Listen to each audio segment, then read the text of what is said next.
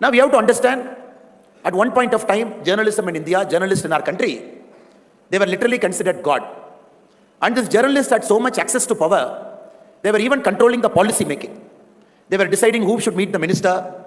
If you observe carefully the Neera Radia tapes of that era, some of our top journalists in our country had unbridled access to power, to some of the top cabinet ministers. They even knew some of the policy decisions even before it happens.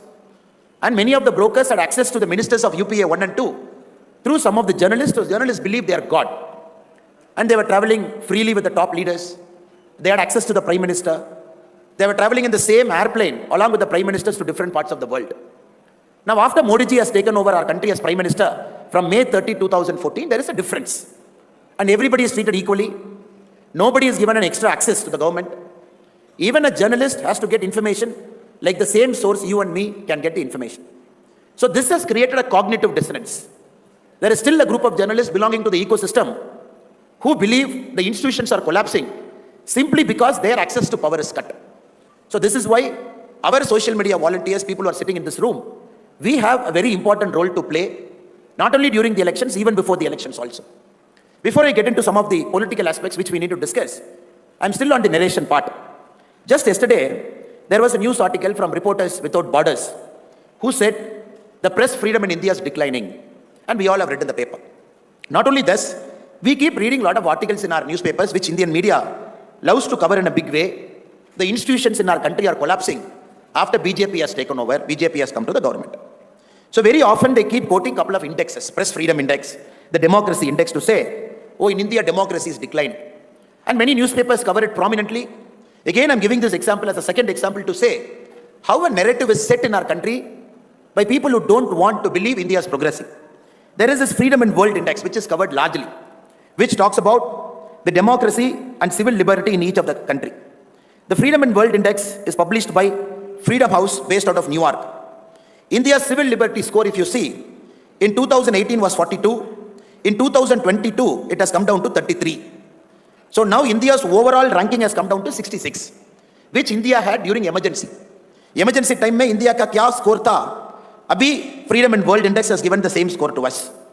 Northern Cyprus, a country controlled by Turkey, is having a democracy score of 77, that is better than our country.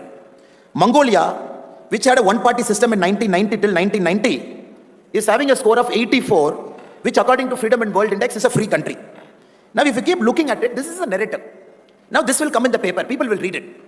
But our job as social media volunteers, as influencers, is to dig the truth, to find what is really the truth, so that through our social media handles, through our ecosystem, we publish to the people at large. If you look at the truth of what is happening, this report, Freedom in World Index, which is coming in all the top newspapers, it is produced by a team of in-house staff, analyst, consultant, external analyst. It is not, they don't come to India, they don't meet you and me, they don't take survey in Tamil Nadu, survey in Kerala, survey in Delhi, and then they put out a score. So they have 25 questions, which they give to a team of 100 people. They are the staff, analysts, consultant, experts. It is not by any common people of the country. These people fill out these 25 questions, the average answer is taken out, and then from New York, they publish a survey stating, oh, India may live, civil liberty score has come down. Not even a single Indian citizen answers the question there, whereby this number is derived. So this is where we should bring out the truth to say, this is all bogus things that keep coming during every election. The next one is the Economist magazine.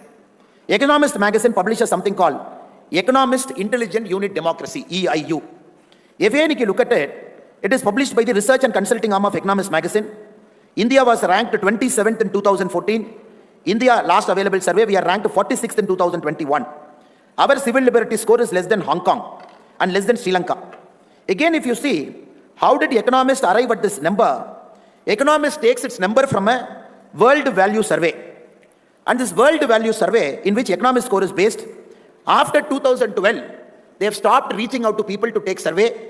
Again, this is based on expert opinion. After 2012, they never come to a ground. They never ask people what it is happening.